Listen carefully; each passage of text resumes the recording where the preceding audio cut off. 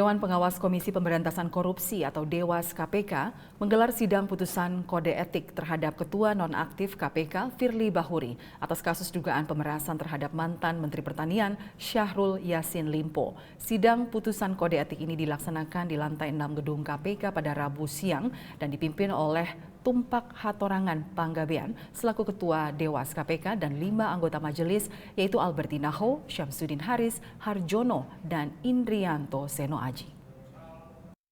Sidang putusan kode etik terhadap Ketua Nonaktif KPK Firly Bahuri tetap dilaksanakan tanpa kehadiran Firly Bahuri. Pelanggaran etik Firly terkait pertemuannya dengan mantan Menteri Pertanian Syahrul Yassin Limpo yang kini berstatus tersangka dugaan korupsi yang ditangani KPK. Dewan Pengawas KPK menyatakan Firly membenarkan bahwa foto yang menunjukkan pertemuan antara Firly dengan Syahrul Yassin Limpo di Gor Bulu Tangkis, Mangga Besar, 2 Maret 2022. Dewan Pengawas mengatakan Firly disebut mengaku pertemuan itu tidak direncanakan. Firly juga disebut mengaku tidak menerima apapun dari Syahrul Yassin Limpo lewat ajudannya.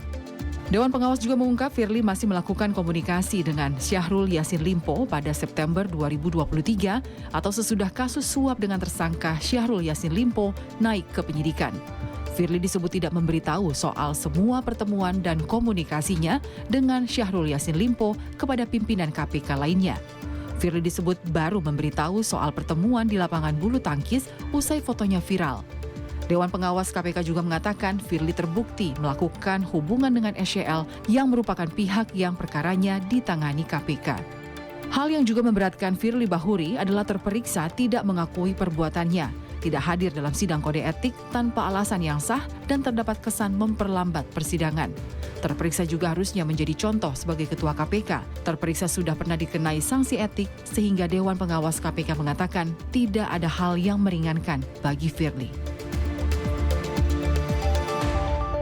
Dalam sidang kode etik tersebut, Ketua Dewan Pengawas KPK, Tumpak Hatorangan Panggabean, memaparkan Ketua Nonaktif KPK Firly Bahuri dikenai sanksi berat, yaitu diminta mengajukan pengunduran diri sebagai pimpinan KPK.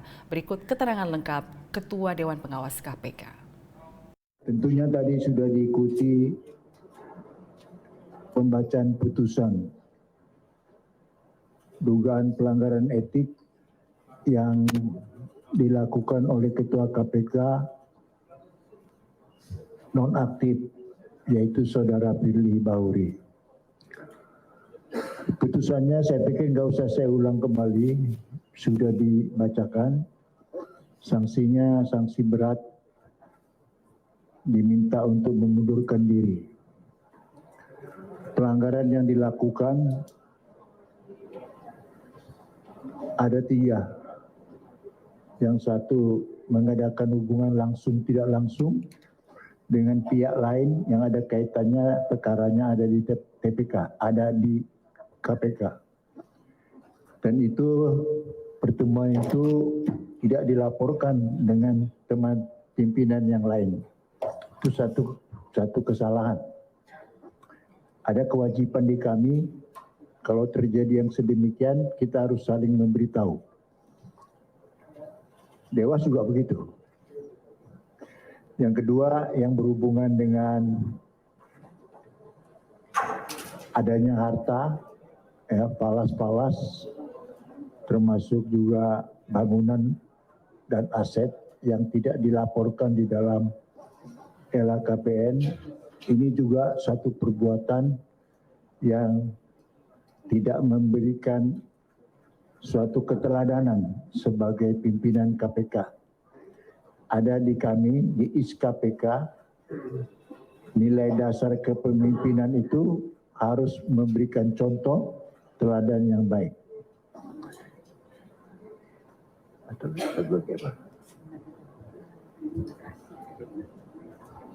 Ya, jadi ada 3 ya.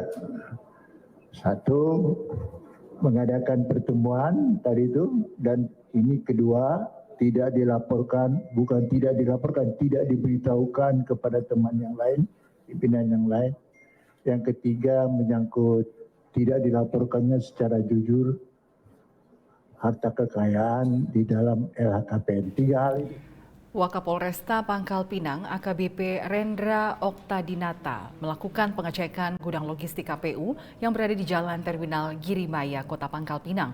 Pengecekan ini untuk memastikan tidak ada gangguan yang dapat mempengaruhi proses penyimpanan maupun distribusi logistik pemilu.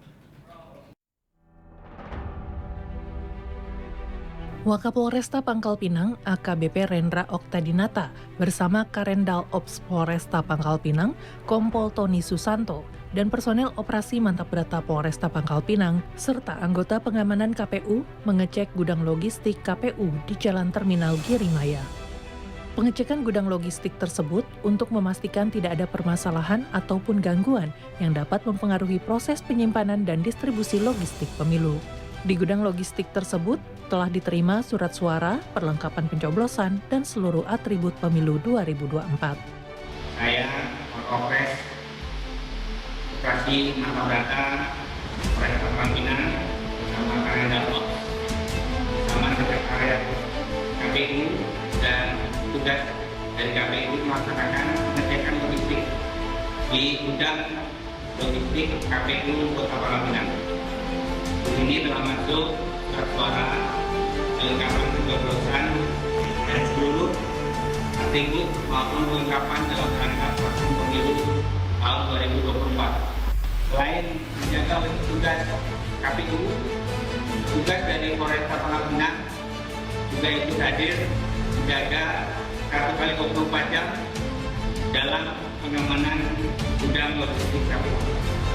Semoga gudang logistik KPU selalu aman pada pelaksanaan nanti dan logistik KPU dapat digunakan dengan baik dalam pelaksanaan pemilu 2024. Gudang logistik KPU yang berada di Jalan Terminal Girimaya tersebut selain dijaga oleh petugas keamanan KPU, juga diperkuat oleh personel Polresta Pangkal Pinang yang melaksanakan pengamanan selama 24 jam. Tim Humas Polresta Pangkal Pinang melaporkan untuk Polri TV. Presisi Utama akan segera kembali, tetaplah bersama kami.